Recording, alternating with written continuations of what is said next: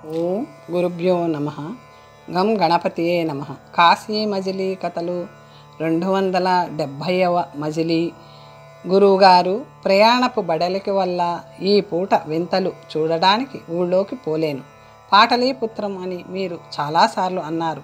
అది ఒట్టి పేరేనా, లేక దాని వెనుక ఏదైనా కథ ఉందా అని గోపాలుడు అడిగేసరికి మణిసిద్ధుడు రత్నమహిమతో ఆ కథ తెలుసుకొని ఇలా చెప్పసాగాడు. పుత్రకుడి కథ. గంగా తీరంలో అతి పవిత్రమైన కన్నలం అనే తీర్థముంది. దక్షిణ దేశం నుంచి సుధాముడనే బ్రాహ్మణుడు భార్యతో కూడా యాత్రకు వచ్చి అక్కడి విశేషాలకి ఆనందిస్తూ కొన్నాళ్ళు అక్కడ ఉన్నాడు. సూర్యోదయం కాకమునిపే స్నానం చేసి విభూతి రాసుకొని గంగా తీరంలో తపస్సు చేస్తూ అపర వ్యాస మహర్షిలా కనిపించేవాడు. అతని ముందు పరచిన వస్త్రం మీద యాత్రికులు తమకి తోచిన విత్తం ధర్మం చేసేవారు. సాయంత్రం వాటిని పోగు చేసుకుని ఇంటికి పోయి శుభ్రంగా తిని భార్యతో ఆనందించేవాడు. అతనికి కాలక్రమంలో 3 కొడుకులు కలిగారు. వాళ్ళ ఆకారాలు అతి చక్కనివి. వాళ్ళకి త్రిమూర్తులని పేరు పెట్టారు.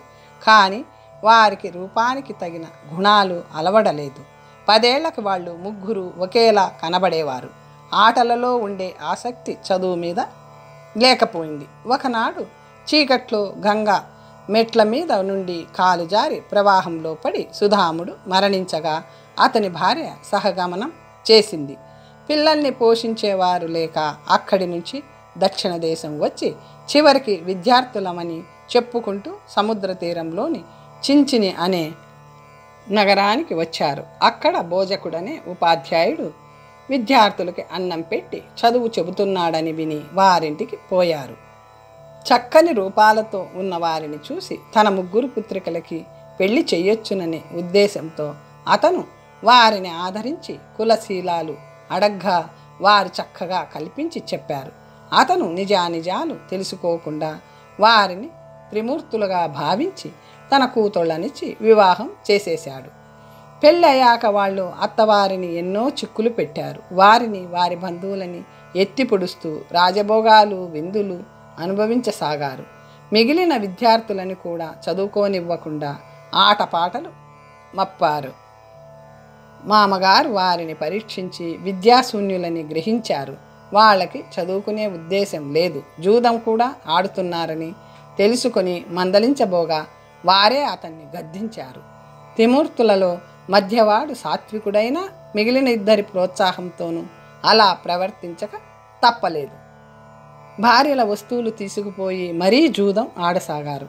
తమ పిల్లలని ఒట్టి దౌర్భాగ్యులకిచ్చామనే చింతతోనే భోజకుడు భార్య మరణించారు. వారి ఆస్తికి కుమార్తెలే కర్తలయ్యారు. వారు పతివర్తలవ్వడం వల్ల భర్తకెదురు చెప్పవారు కారు. త్రిమూర్తులు జూదానికి వారి ఆస్తి అంతా కరిగిపోయి తిండికి కూడా ఇబ్బంది పడవలసి పరిస్థితి ఎదురైంది. ఇళ్లాళ్లలోనూ మధ్యది లక్ష్మీదేవిని మానసికంగా ఆరాధించేదైనా వారింట్లో దరిద్రం తాండవించసాగింది. జూదానికి సొమ్ము లేక త్రిమూర్తులు చివరకు దొంగతనాలు మొదలుపెట్టారు. అనావృష్టి ఏర్పడడంతో ఆ 3 చెప్పకుండా దేశాంతరం పట్టిపోయి అక్కడ కన్నాలు వేస్తూ బతకసాగారు. ఊళ్ళో ఇళ్ళాళ్ళు వారి కోసం పరితపించసాగారు. మధ్యది ఒక శుభలగ్నంలో చక్కని కొడుకును కంది. వాడు చక్రవర్తి అవుతాడని దైవజ్ఞులు పొగిడారు. వాడికి పుత్రకుడు అన్న పేరు స్థిరపడింది. పిల్లవాడికి తల్లిపాలు చాలవని తామిద్దరూ తినకుండా ఆ తల్లికి ఆహారం తెచ్చి పెట్టేవారు. ఆమె సోదరీమణులు ఆ కష్టాలకు విచారిస్తూ ఒకనాడు ఆమె లక్ష్మీదేవిని స్తుతించి దీనంగా విలపించింది. ఆ రాత్రి ఆమె కలలో లక్ష్మీదేవి కనిపించి, నువ్వు విచారించకు, నీ పుత్రుడికి 10 ఏళ్ళు వచ్చే వరకు ప్రతిరోజు సూర్యోదయానికి వాడి తల మీద మణుగు బంగారం ఉదయిస్తుంది. నీ కొడుకు చాలా పేరు ప్రఖ్యాతులు పొందుతాడు అంది. ఆమె లేచి ఆశ్చర్యంతో తన సోదరులకు ఆ కళ గురించి చెప్పగా వాళ్ళు నవ్వుతూ, మనకు అంత అదృష్టమా, తెల్లవారాక చూద్దాం అంటూ ఆ రాత్రి నిద్రపోలేదు. సూర్యోదయం కాగానే చూడగా వాడి తల మీద మణుగు బంగారం చిన్న గుమ్మడికాయలా మెరుస్తుంది. అప్పుడు అది చూసి వాళ్ళు వివసులయ్యారు. కొంచెం సేపటికి తేరుకున్నాక లక్ష్మీదేవి విగ్రహం చేయించి పూజించడానికి నిశ్చయించుకున్నారు. ప్రతిరోజు మణుగు బంగారం అంటే వారి ఐశ్వర్యం ఊహించుకోవలసిందే. వారు దాన్ని ముద్రికలుగా చేయించి పుత్రక ముద్రలని పేరు పెట్టి వాడేవారు. రోజు తమకు లభించే బంగారంలో 4వ వంతు దాన ధర్మాలు చేసేవారు. అమ్మిన మాన్యాలు కొని ఇళ్ళు విడిపించి వస్తువులు సంపాదించి గ్రామాలు మండలాలు ఆర్జించి రాజు కంటే ఎక్కువ ధనవంతులని పేరు పొందారు. పుత్రకుడికి జ్ఞానం వచ్చింది. మొదలు దాన ధర్మాల్లో ఉత్సాహమే తప్ప విద్య అట్టే అబ్బలేదు. ఆ కరువు రోజుల్లోనే పుత్రకుడు తన ఊళ్ళో పెద్ద సత్రం కట్టించి 4 వర్ణాల వారికి ఉచిత భోజన సదుపాయం చేస్తుంటే రోజు వేల కొద్దీ యాత్రికులు వచ్చి తినేవారు. తన తల్లిదండ్రుల గురించి తల్లుల వల్ల విన్న పుత్రకుడు వారి చిత్రపటాలు సత్రంలో పెట్టించాడు. హరి హర బ్రహ్మలు త్రిమూర్తులు దేశ దేశాలు తిరిగి ఆ వార్త విని ఆ సత్రానికి వచ్చి తృప్తిగా తింటూ కొన్ని రోజులు గడిపాక చిత్రపటాలు పరికించి చూస్తుంటే కావలివారు వారిని పుత్రకుడి వద్దకు తీసుకుపోయి ఆ విషయం చెప్పారు. పుత్రకుడు, అయ్యా, శ్రీరూపాలని అలా పరికాయించి చూడటం అపరాధం కాదా అన్నాడు. బ్రాహ్మణులు, ఆ చిత్రపటాలు మా భార్యలని పోలి ఉంటే చూశాం, మా తప్పు క్షమించండి అన్నారు. పుత్రకుడు, మీ భార్యలెవరు, ఎక్కడున్నారు అన్నాడు. బ్రాహ్మణుడు, బాబు, కరువు పట్టడం వల్ల వారిని పోషించలేక దేశాల పాలయ్యాం, మేమున్నా లేనివారమే అయ్యాం అన్నారు. పుత్రకుడు, మీ వంటి కఠినాత్ములని రాజు శిక్షించాలి అంటూ ఆనందంతో వాళ్ళని ఇంటికి తీసుకుపోయాడు. మొదట పోల్చుకోలేకపోయినా తరువాత వారు పోల్చుకున్నారు. భార్యాపుత్రులు వాళ్ళని ఆదరిస్తూ గౌరవిస్తూ రాజోపచారాలు చేయసాగారు. వెనకటి జూదపు మిత్రులు వాళ్ళ దగ్గరికి వచ్చి స్నేహం కలిపి మళ్ళీ ఆ క్రీడకి పురిగొల్ప సాగారు. వాళ్ళు మళ్ళీ జూదం ఆడుతున్నారని తెలియగానే పుత్రకుడు జూదరులను ఆ ఊరు నుంచి వెళ్ళగొట్టాడు. హరి బ్రహ్మ కొడుకు తమని అవమానం చేశాడని, వాడిది కపట ప్రేమ అని అంటే హరుడు ఒప్పుకోక ఎదురు ప్రశ్నలు వేశాడు. జూదమాడడానికి ఇవ్వడు, కానీ త్యాగభోగాలకు కావలసినంత ఇస్తానన్నాడు కదా అన్నాడు. అందుచేత అతన్ని పక్కన పెట్టేసి వారిద్దరూ రహస్యంగా మాట్లాడుకున్నారు. ఒకనాడు వాళ్ళిద్దరే పుత్రకుడిని చేరి ప్రేమాభిమానాలు ఉలకబోసి, పుత్రక, ఇక్కడికి ఉత్తరంగా 4 భోజనాల దూరంలో దట్టమైన అడవిలో దుర్గాదేవి ఆలయం ఉంది. మేము ఆ మార్గాన పోతూ దేవీ దర్శనం చేసుకొని మాలో ఎవరికైనా కొడుకు పుడితే వాడినొక్కడినే పంపి వాడి శిరోజాలు వాడి చేతనే తీయించి నీకు సమర్పింప చేస్తాం అని మొక్కుకున్నాం.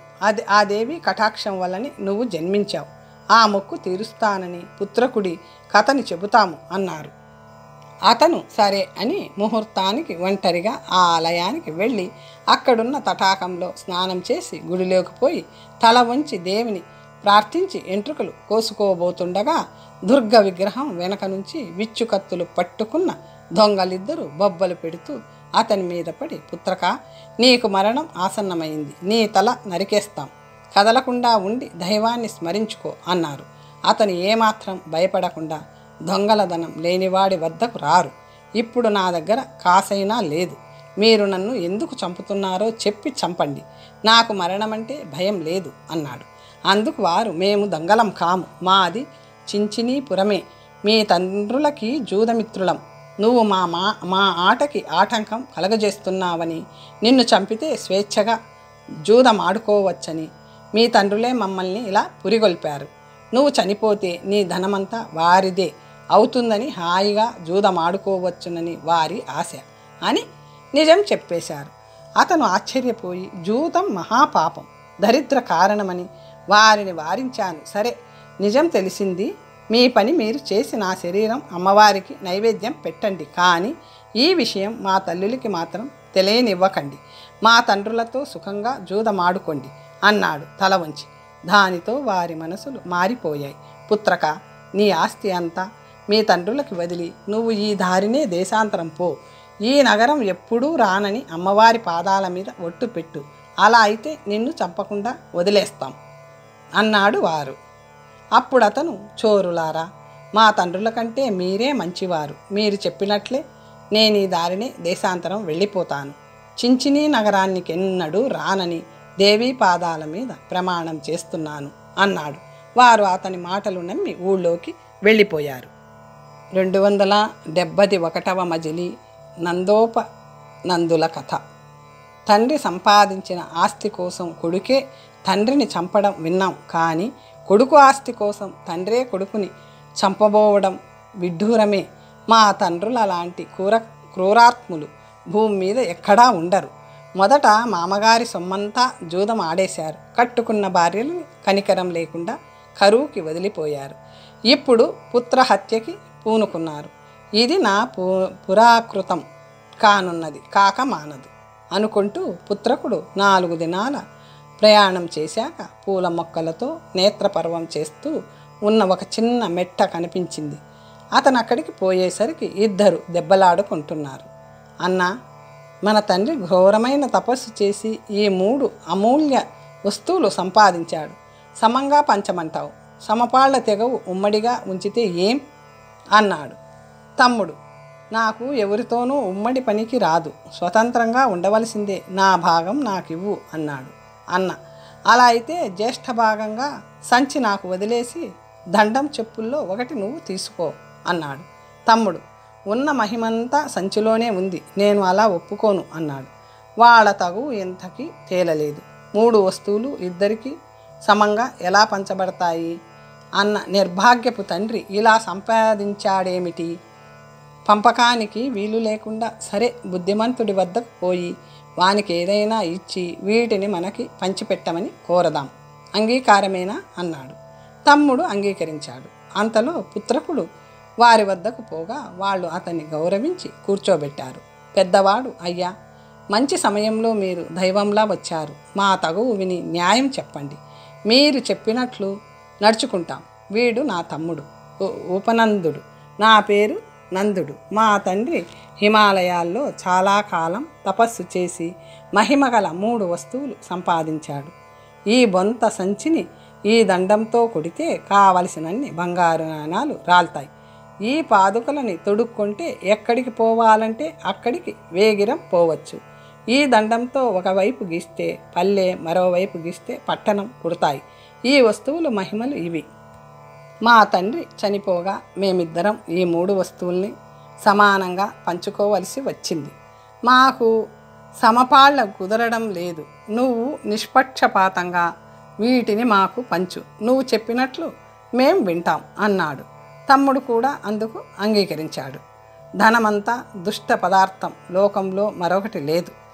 ఒకే కడుపున పుట్టిన సోదరులు ఎలా తగులాడుకుంటున్నారు?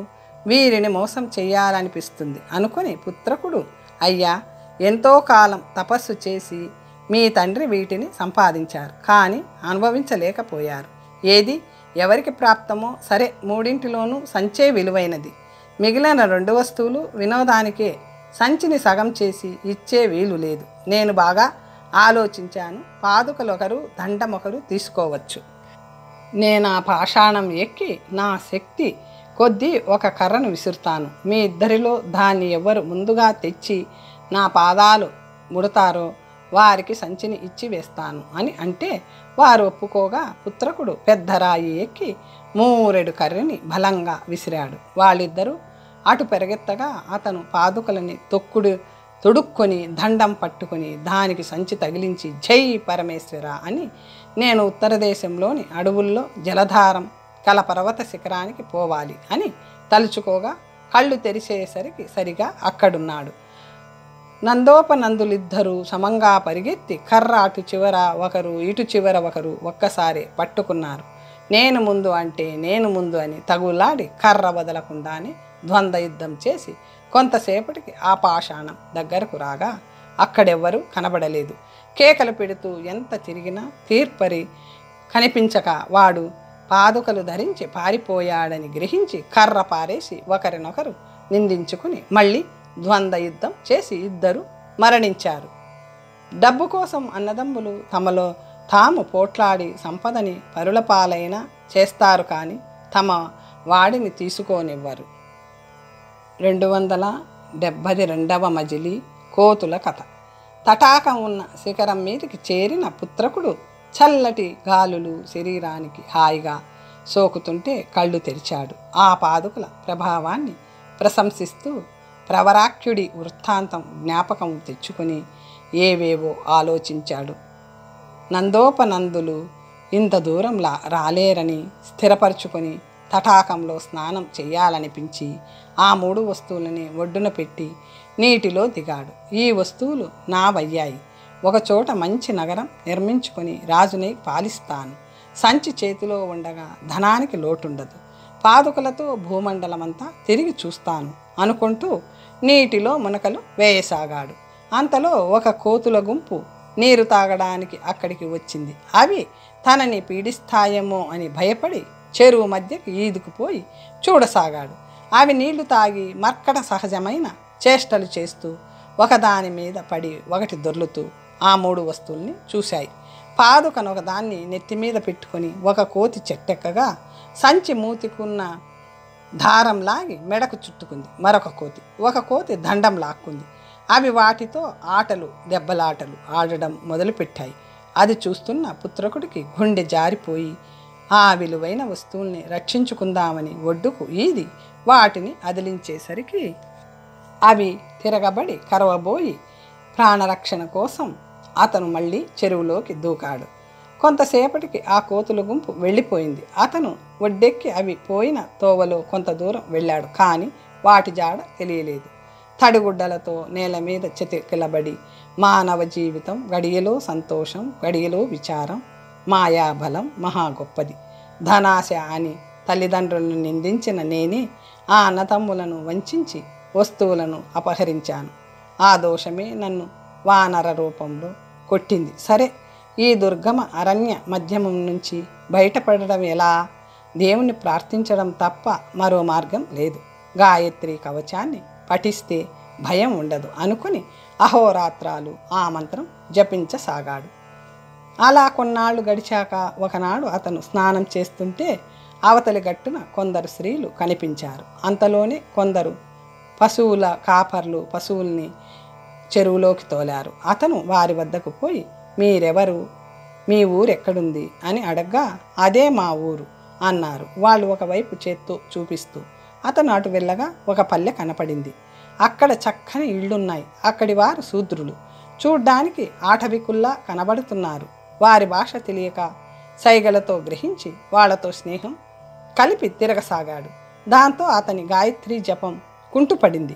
ఆ పల్లె కోతులు దండాన్ని రెండో వైపు నేల మీద రాయడం వల్ల పుట్టిందని అతను గ్రహించాడు. ఆ వస్తువులు కోతులు కక్కర్లేదు. ఇతరులకి వాటి మహిమ తెలియదు. అవి ఎక్కడో పడి ఉంటాయి.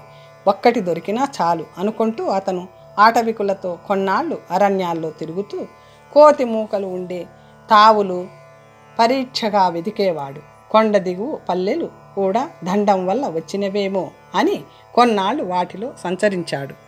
ఒకనాడు పుత్రకుడు, అయ్యో, అరణ్యంలో తపస్సు చేసుకునే వాడిని పల్లెలు కనబడి తపోభంగం అవడమే కాక ఆశాపాశం నన్ను ఇక్కడికి లాక్కొచ్చింది. ఆశాపాశాన్ని తెగగోసి కాశీపురం పోయి గంగా తీరంలో తపం చేసుకుంటాను అని నిశ్చయించుకున్నాక మళ్ళీ ఆ వస్తువులు దొరుకుతాయేమో అని ఆశ పుట్టింది.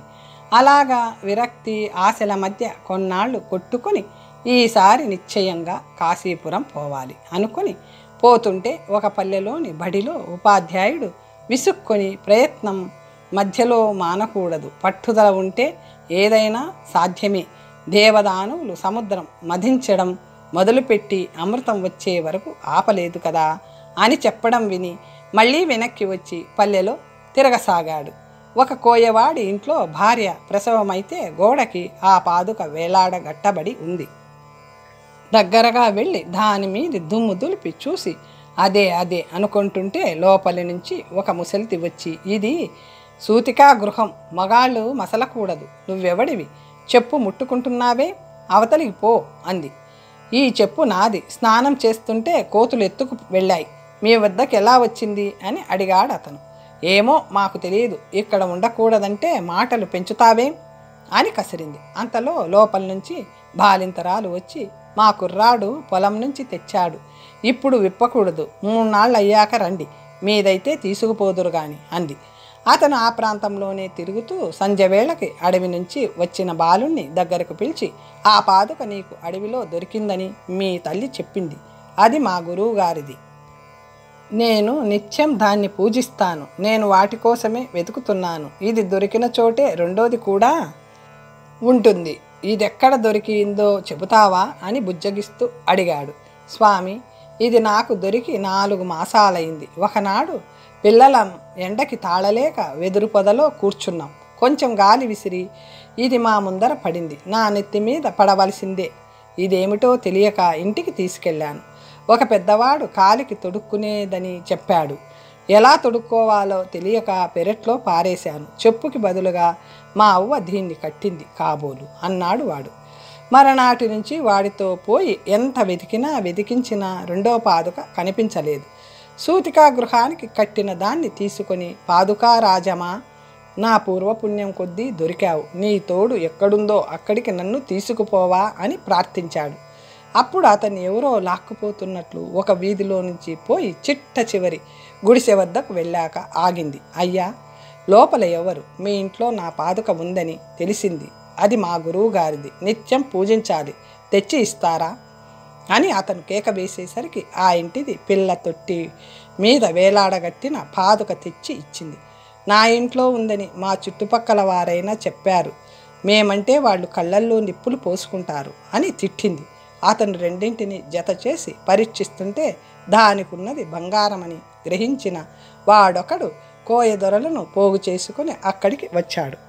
పుత్రకుడు భయపడి, జై పరమేశ్వర, నేనిప్పుడు నా దండమున్న చోటికి పోవాలి అని కళ్ళు మూసుకున్నాడు. అప్పుడు అతను తాను జపం చేసుకునే చెరువు ఒడ్డున పశువుల్ని మేపుతూ దండం పట్టుకున్న బాలుడి ముందుకి వచ్చాడు. ఓరి, ఈ దండం నీకెక్కడ దొరికింది? చూస్తాను ఇటుతే అని అడగ్గా వాడు, 3 నెలల కిందట వెదురు పొదలో దొరికింది స్వామి అంటూ అందించాడు.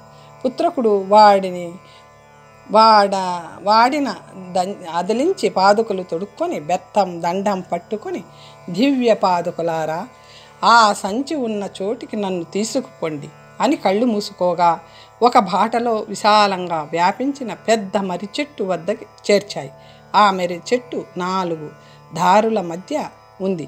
చుట్టుపక్కల గ్రామాలలో భిక్షమెత్తుకునే బిచ్చగాళ్ళు ఆ చెట్టు కింద వండుకు తింటారు. ఉయ్యాలలు, జోలి సంచులు, ఉట్లు ఆ కొమ్మలకి ఊడలకి వేలాడుతూ కనబడుతున్నాయి.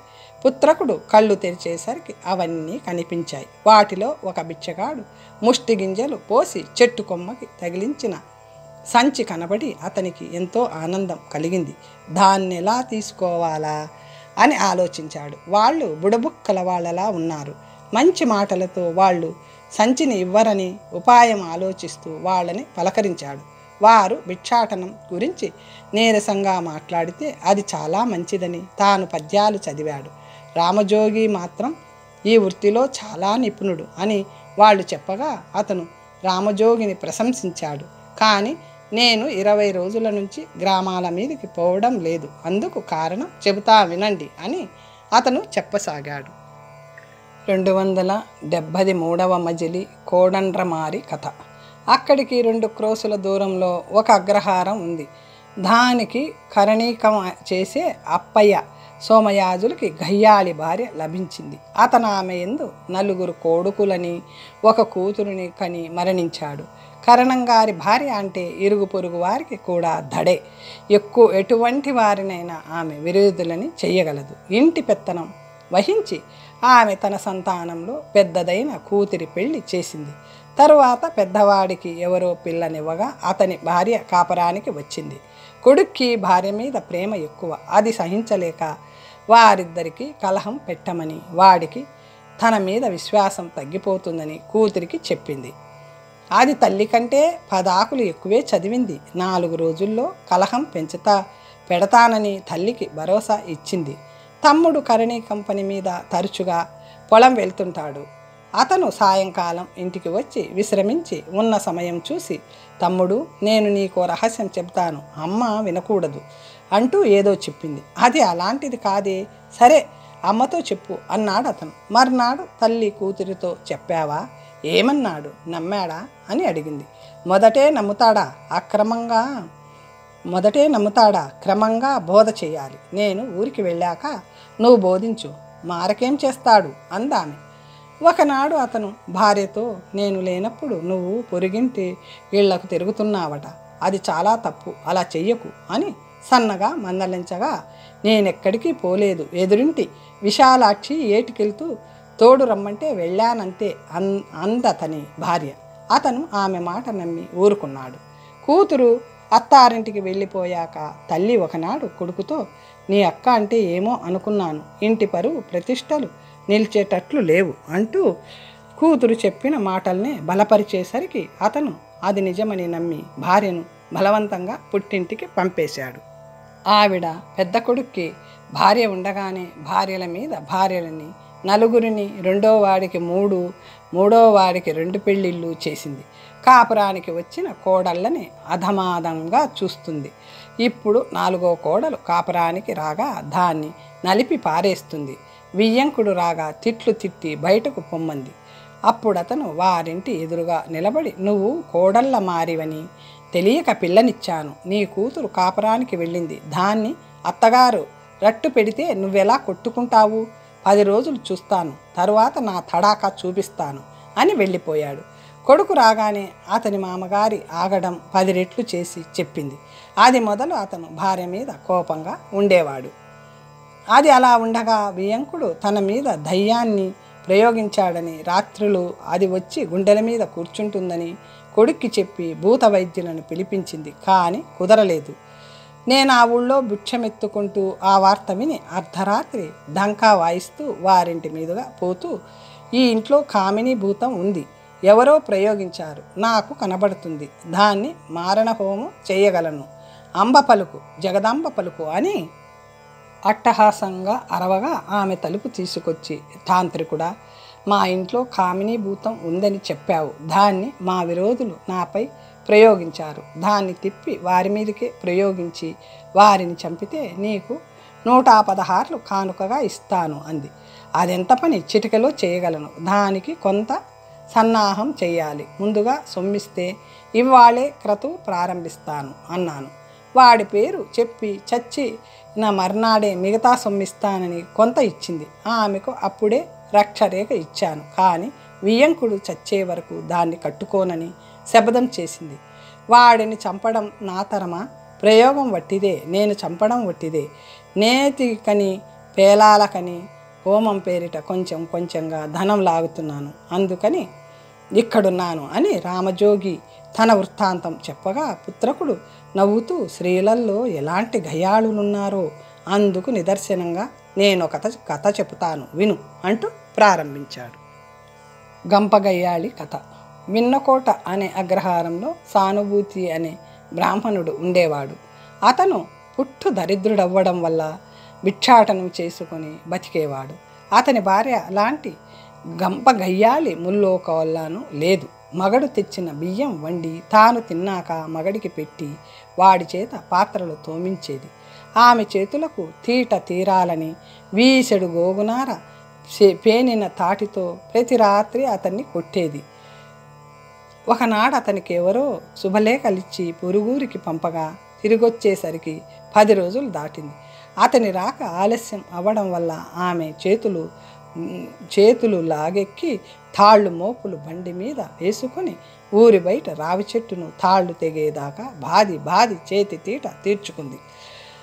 ఆ రావి చెట్టు మీద చిరకాలంగా ఉంటున్న బ్రహ్మరాక్షసుడికి ఆ దెబ్బలు తగిలి భరించలేక మొర్రోమని అరుస్తూ ఎక్కడికో దూరంగా పారిపోయాడు. ఆ బ్రహ్మరాక్షసుడు ముష్టి మూటలు మోసుకొస్తున్న సానుభూతికి ఎదురవ్వగా, మీ దేవురు, ఎక్కడికి పోతున్నావు అని అడిగాడు. విన్నకోట అగ్రహారం అని అతను చెప్పగానే ఆ అగ్రహారంలో ఒక ఆడది నేనున్న రావి చెట్టును గోగునార మోకులతో చావబాదింది, అలాంటి గయ్యాలి ఉన్న ఊళ్ళో నువ్వెలా ఉంటున్నావు అని అడిగాడు.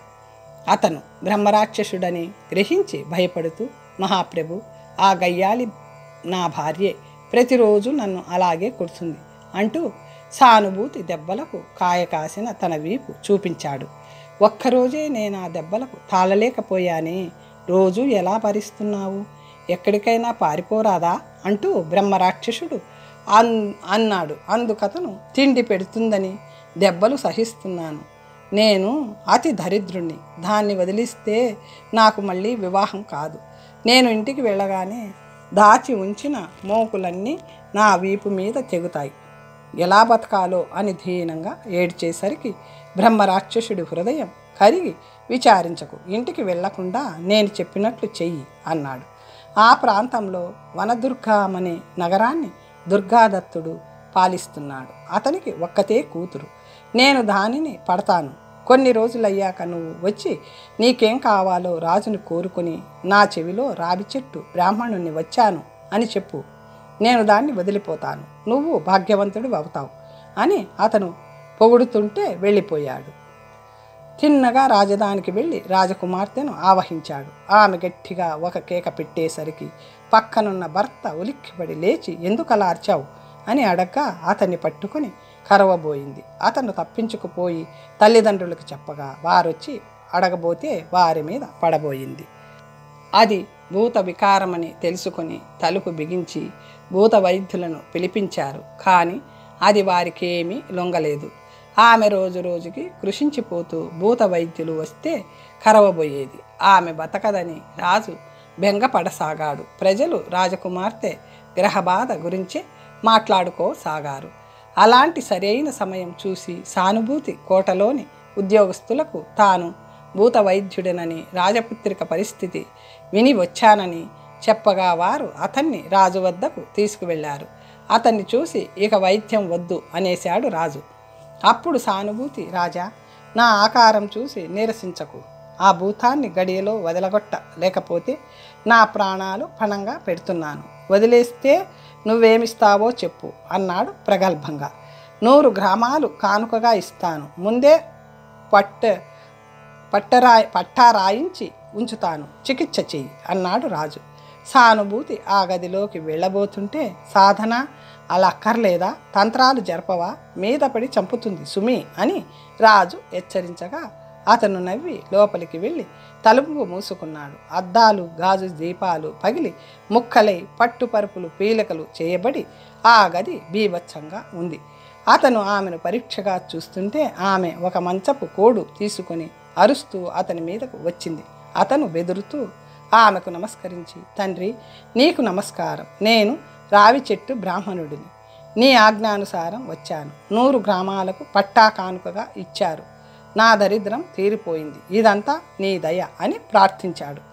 బ్రహ్మరాక్షసుడు శాంతించి, నీకోసమే ఇంత అలజడి లేవదీశాను. మరో భార్యని పెళ్ళాడి సుఖంగా ఉండు. నేనీమెను వదిలి వెళ్ళిపోతున్నాను. ఒక్క మాట చెబుతున్నాను, జాగ్రత్తగా విను. బ్రహ్మరాక్షసులకి యవ్వనంలో ఉన్న రాజపుత్రికలను ఆవహించినప్పుడు చాలా ఆనందంగా ఉంటుంది. నేనిప్పుడు మరో రాజపుత్రికని ఆవహిస్తాను. నిన్ను అక్కడికి రమ్మంటారు. నువ్వు రాకూడదు. వచ్చావో నిన్నే చంపేస్తాను. జాగ్రత్త అని వెళ్ళిపోయాడు.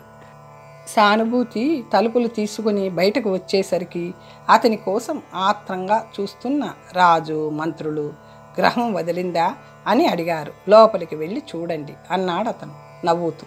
వాళ్ళందరూ లోపలికి వెళ్ళేసరికి రాజపుత్రిక మంచం మీద నీరసంగా పడుకొని కళ్ళు తెరిచి వాళ్ళని చూసి, నాకు ఆకలిస్తుంది, అన్నం పెట్టండి అంది. ఆమె తల్లి వచ్చి ఆహారం ఇచ్చి మరో గదిలోకి తీసుకుపోయి ఉపచారాలు చేసింది. రాజు, బంధువులు సానుభూతిని ఎంతో స్తుతించి బ్రహ్మరథం పట్టారు. అతనికి మునుపిచ్చినవే కాక మరిన్ని కానుకలిచ్చి మందిరం కట్టించి చక్కని పిల్లని చూసి పెళ్లి చేసి తన నగరంలోనే ముంచాడు రాజు.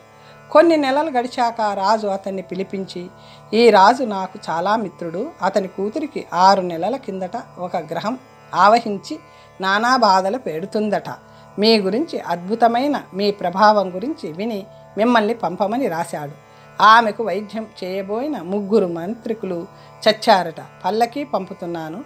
ఆ మహానుభావుణ్ణి పంపమని నాకు రాశాడు అన్నాడు. సానుభూతి గుండె జారిపోయింది. మహారాజా, భూతోచ్చాటన అంటే ఎంతో కాలం చేసిన తపస్సు దారపోయాలి.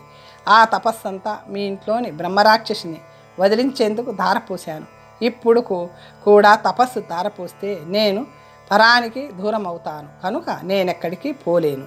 అనుగ్రహించండి అని ప్రార్థించాడు. బ్రాహ్మణోత్తమ, ఆ రాజు నాకు చాలా స్నేహితుడు.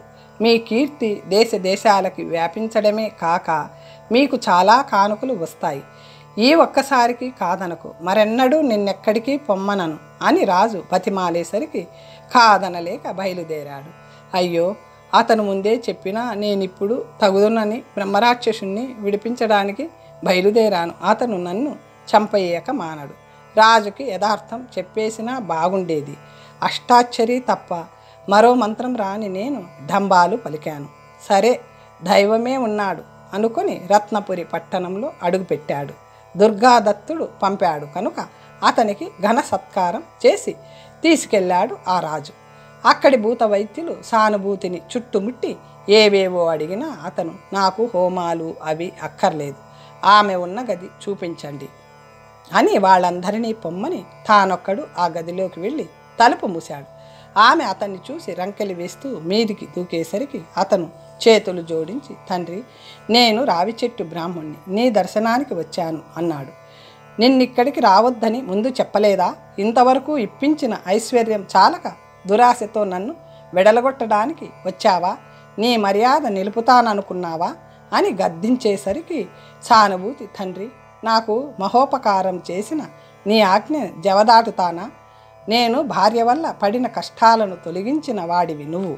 నిన్ను స్మరించుకుంటూ సుఖంగా ఉండగా ఎలా తెలుసుకుందో నా భార్య నా కోసం పేని ఉంచిన మోకులన్నీ 20 బళ్ళ మీద వేయించి తెచ్చి నేనుంటున్న ఇంటి ముందు దింపించింది. నా గురించి కనుక్కుంటున్న దాని మాటలు వినిపించి ఏం చెయ్యాలో తోచక ఇక్కడికి పారిపోయి వచ్చాను. అప్పటిలాగే ఇప్పుడు నాకు దెబ్బలు తప్పే మార్గం చెప్పమని నిన్ను ప్రార్థిస్తున్నాను, లేకపోతే దాని మొదటి దెబ్బకే చచ్చిపోతాను అంటూ అతని పాదాల మీద పడ్డాడు. అది వినడంతో బ్రహ్మరాక్షసుడు వణికిపోతూ, బ్రాహ్మణుడా, ఆ గయ్యాళి ఆ వేళ రావి చెట్టు మొదలు కొట్టిన దెబ్బలు ఈనాటికి నాకు జ్ఞాపకమున్నాయి. నువ్వు ఇక్కడికి వచ్చావని తెలిస్తే అది వచ్చేస్తుందేమో అని అడిగాడు. ఏమో, దానికి దివ్య దృష్టి లేకపోతే ఎవ్వరి అడగకుండా అంత దూరం నుంచి తిన్నగా మా ఇంటికి ఎలా రాగలిగింది? అది నా వెనకే బయలుదేరిందేమో. ఈ పాటికి ఊరి పొలిమేరలకి వచ్చే ఉంటుంది. నా గదేమిటో చెప్పండి అని సానుభూతి కొంత భయం నటించాడు. ఊరి వరకు వచ్చేసిందా? బాబోయ్, నీ గతి మాటకేం, నా గతి ఏమిటి? పెళ్ళాడినందుకు నీ కర్మ నువ్వే అనుభవించు. నేను ద్వీపాంతరం పారిపోతాను, నన్నెలా పట్టుకుంటుందో చూస్తాను అంటూ బ్రహ్మరాక్షసుడు ఆ క్షణంలోనే రాజకుమారుని వదిలి ఇంటి కప్పు పగలగొట్టుకొని వాయువేగంతో సముద్రాలు దాటి ఎక్కడికో పారిపోయాడు. సానుభూతి తనకి అలాంటి ఉపాయం తట్టించిన భగవంతుడికి కృతజ్ఞుడై యువతలికి వచ్చి గ్రహం రాజకుమారిని వదిలి వెళ్ళిపోయింది అని చెప్పి అతనిచ్చిన కానుకలన్నీ సంతోషంగా తీసుకున్నాడు. ఇద్దరు రాజులు ఇచ్చిన కానుకలతో చిరకాలం ఎంతో సుఖంగా ఉన్నాడు. రామజోగి, నువ్వు చెప్పిన కోడళ్ళమారి కంటే ఈ గంపగయ్యాలి ఎక్కువదో కాదో నువ్వే ఆలోచించుకో అన్నాడు పుత్రకుడు. తరువాత కథ వచ్చే భాగంలో తెలుసుకుందాం. ఓం స్వస్తి.